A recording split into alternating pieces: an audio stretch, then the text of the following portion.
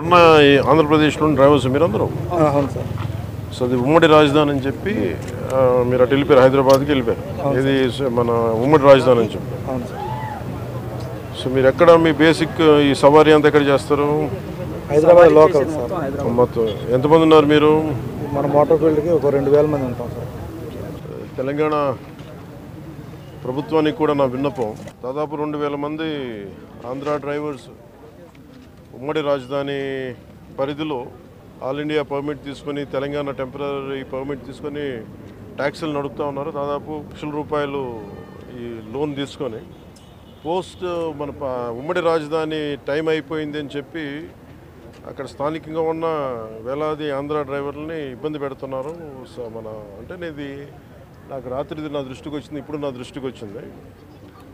నా appeal to Telangana గవర్నమెంట్కి, అలాగే తెలంగాణ డ్రైవర్స్ సోదరులకు కూడా నా విన్నపం, ఆంధ్ర డ్రైవర్ ప్రతినిధులు కూడా మీ పొట్ట కొట్టాలని కానీ, తెలంగాణ డ్రైవర్ సోదరులు పొట్టలు కొట్టాలని కానీ, వారి కుటుంబాల తాలూకు ఆ సంపాదనని దెబ్బ కొట్టాలని కూడా ఎవరికి ఉద్దేశం లేదు.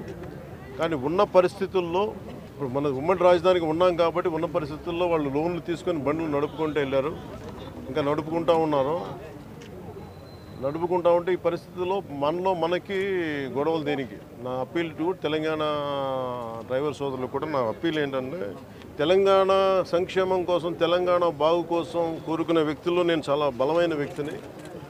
ఆంధ్ర రాజధాని కూడా ఇక్కడ బలంగా ఎందుకు ఉండాలి, లేదంటే ఆంధ్ర అభివృద్ధి ఎందుకు ఉండాలి అని ఎందుకు కోరుకుంటున్నానంటే, భవిష్యత్తులో ఇలాంటి రాకూడదనే, ఉత్పన్నం అవ్వకూడదనే నా కోరిక. అందుకనే ఆ పరిధిలోనే మేము చేసుకుంటూ వెళ్ళిపోతూ ఉన్నాం.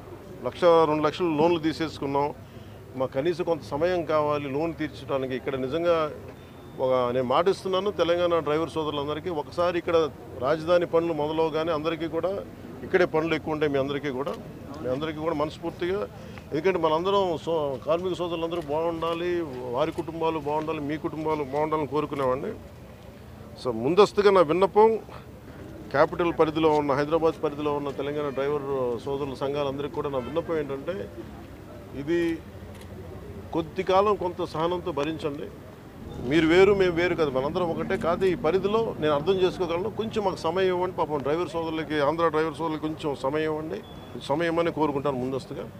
అలాగే తెలంగాణ ప్రభుత్వ సహకారాన్ని కూడా, తెలంగాణ రోడ్ ట్రాన్స్పోర్ట్ డిపార్ట్మెంట్ కూడా నేను కోరుకుంటా ఉన్నాను. దయచేసి మీ పరిధిలో, మీ దృష్టిలో పెడుతున్నాను.